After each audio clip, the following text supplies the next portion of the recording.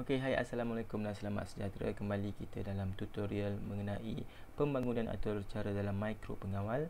Jadi untuk video kali ini kita berada dalam standard pembelajaran 6.4.5 iaitu menghasilkan sambungan perkakasan yang mengeluarkan cahaya, bunyi dan juga pergerakan. Jadi pada video yang sebelum ini kita telah menghasilkan carta alir dan juga atur cara. Jadi pada kali ini kita akan membuat sambungan perkakasan supaya murid boleh memperoleh TP4 ataupun tahap penguasaan 4.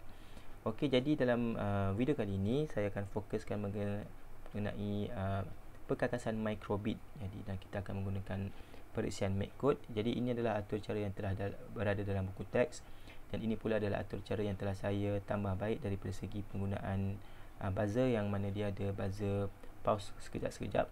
Jadi apa yang kita kena beri perhatian adalah jenis pin yang digunakan dalam kita punya atur cara. Jadi di P1 melambangkan perkakasan ataupun komponen LED merah. Kemudian P2 adalah LED hijau, manakala P0 adalah servo motor. Jadi kita kena ingatlah ketiga-tiga pin ini, dan juga buzzer tidak perlu dipasang kecuali kita menggunakan microbit versi 1.5. Jadi apa yang perlu kita buat sekarang ialah kita akan melihat penyambungan perkakasan. Okey, jadi ini adalah perkakasan microbit yang mana kita gunakan untuk projek palang keselamatan. Di sini kita ada microbit versi 2.0 yang mana ada speaker di belakang. Seterusnya kita ada breadboard. Jadi kegunaan breadboard ataupun bahasa Melayunya papan reka.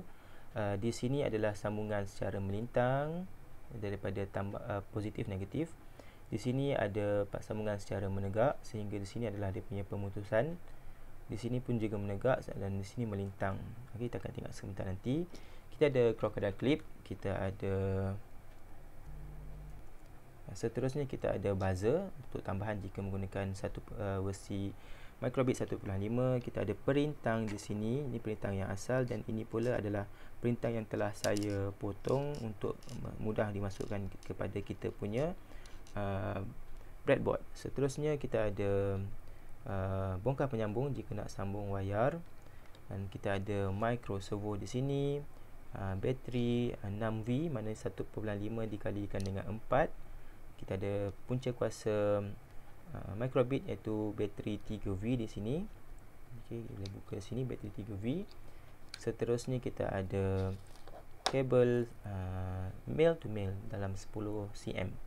Okey, jadi ini adalah perkakasan yang boleh digunakan. Okey, jadi untuk konsep asas microbit, kita nak membuat dia punya penyambungan adalah jika kita menggunakan crocodile clip, dia nak menghasilkan dia punya sambungan. Kita boleh letakkan satu kabel di pin kosong. Okey, di pin kosong. Seterusnya kita boleh ambil satu LED. Kita sambungkan ia pada satu kaki. Katakanlah kita nak letak di P0, kita mesti sambung pada kaki positif ataupun kaki anod, kaki panjang. Seterusnya kita sambungkan ia kepada satu bongkah penyambung, dan kita sambungkan kepada satu perintang. Okey, satu perintang. Okey, seterusnya satu perintang. Ini konsep asas penyambungan pada microbit, dan kita ada kabel warna hitam untuk negatif. Sambung hujung perintang, dan kita sambungkan kepada ground. Jadi ground adalah terminal untuk negatif. Jadi ini konsep asas penyambungan satu papan dalam microbit. Tetapi ini, jika kita tak gunakan breadboard, penyambungan akan jadi semakin semak lah ataupun berserabut. Jadi seloknya kita menggunakan breadboard. Jadi saya akan buka semula wayar-wayar ini. Okey. Jadi apa yang kita akan buat, kita kena susun dengan cantik lah pada kita punya breadboard. Okey. Perkara pertama yang perlu kita tahu, perlu kita pastikan ialah kedudukan negatif. Okey, untuk ground. Jadi kita punya microbit, kita ambil satu wayar negatif. Wayar hitam ni untuk terminal negatif. Letak di situ. Kita akan sambung pada satu kabel ataupun satu wayar. Kita kepit di satu bahagian. Okey, katakanlah kita nak gunakan kawasan bawah ni. Okey, bergantung kawasan bawah ni, satu barisan ni untuk kuasa negatif. Jadi kita akan cucuk di sinilah. Maksudnya nanti seluruh kawasan ni akan dapat kuasa negatif ground. Okey, seterusnya kita nak sambungkan kita punya LED 1 ataupun LED merah. Jadi LED merah ni kita lihat ada positif dan negatif, dan negatif ni kita secara mudahnya kita sambung di bahagian ground. Kita letak di situ. Jadi positif yang panjang ya. Okey, kita letak, katakanlah kita letak di sini, sambungannya seperti itu. Okey, negatif. Dan juga kita perlu sambungkan satu perintang. Okey, ni positif, ni negatif, ni positif, akan pergi ke atas. Masih di jalur yang sama, kena selari. Okey, dan seterusnya masih selari, katakanlah sini 22, kita sambung satu wayar di sini 22 dan diakhiri dengan satu klip wire kepada kita punya microbit. Okey, siap P1. Jadi selesai penyambungan P1, yang mana kita ada sambungan daripada susun wayar ni dengan supaya elok, supaya kemas. Kita cuba masuk ke bawah. Okey, maksudnya P1 di situ. Selesai. Kita nak sambung dengan P2, kita buat perkara yang sama. Terbalik lampu ni. Okey, ni merah, kita guna sini merah.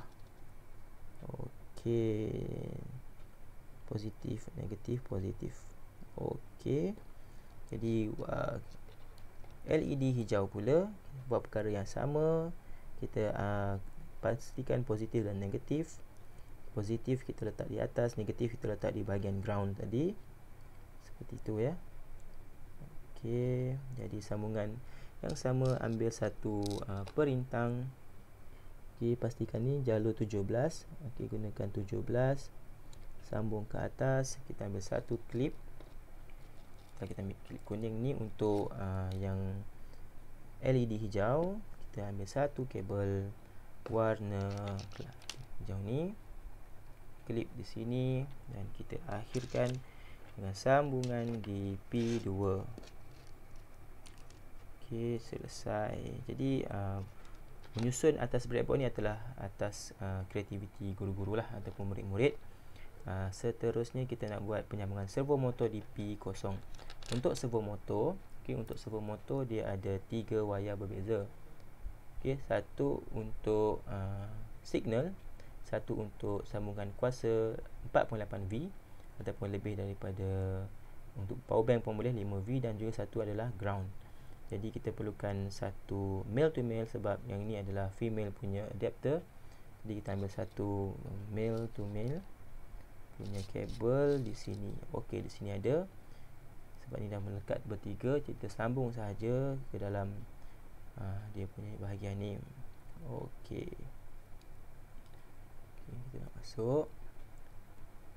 Ketat sedikit. Okey. Jadi kita faham yang bahagian tengah ni adalah sumber kuasa 4.8V, di sini adalah ground. Jadi bila ground, automatik kita akan bersambung di bahagian sini. Okey, ground. Jadi seterusnya putih ni adalah signal, yang tengah ni pula adalah sumber kuasa untuk 4.8V. Jadi kita tak nampak lagi punca kuasa, kita letak dulu di barisan positif ni. Okay, katakanlah kita letak dulu di bahagian positif ini.